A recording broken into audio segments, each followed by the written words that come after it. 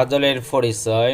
আদল শব্দটি বাবে জরাবা ইয়াজরিবু এর মাজদার, অর্থ আল ইনসাফ ও ন্যায় নীতি অবলম্বন করা, আর তাসউইয়াত সমান করা। হেজাতের নাও গ্রন্থকার বলেন, আদল হলো কোনো শব্দ তার প্রকৃত রূপ থেকে অন্য রূপে পরিবর্তিত হওয়া। এই পরিবর্তন প্রকৃত বা কল্পিত হতে পারে। কাফিয়া গ্রন্থকার বলেন, আদল শব্দটি আপন রূপ থেকে বের হয়ে অন্য রূপে পরিবর্তিত হওয়া, চাই তা বাস্তবিক বা অনুমান নির্ভর হোক। আদলের দুই প্রকার, আদলে তাহকিকি, আদলে তাকদীরি।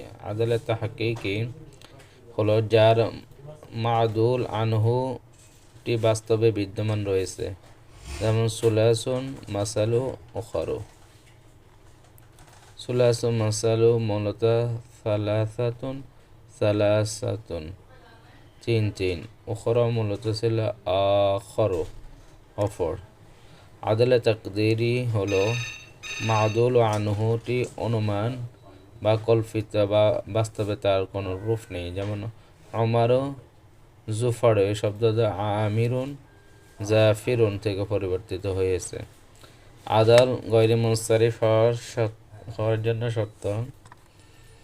আদল গয়রে মুনসারিফ হওয়ার জন্য তিনটি শর্ত রয়েছে: কখনো উজনে ফেইলের সাথে মিলিত হওয়া, আলমের সাথে মিলিত হওয়া, অসফ এর সাথে মিলিত হওয়া।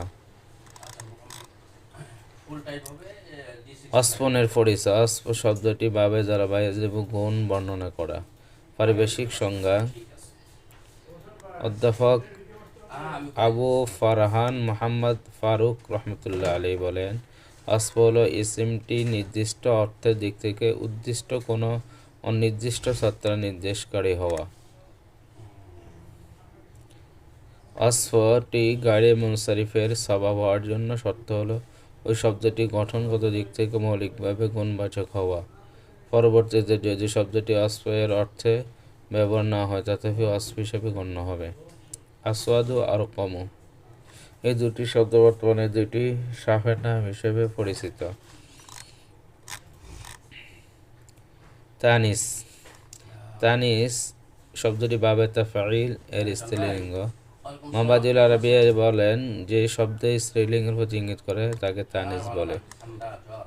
তানিসটি মানউ সরফ এর স্বভাব হওয়া শর্ত। তানিস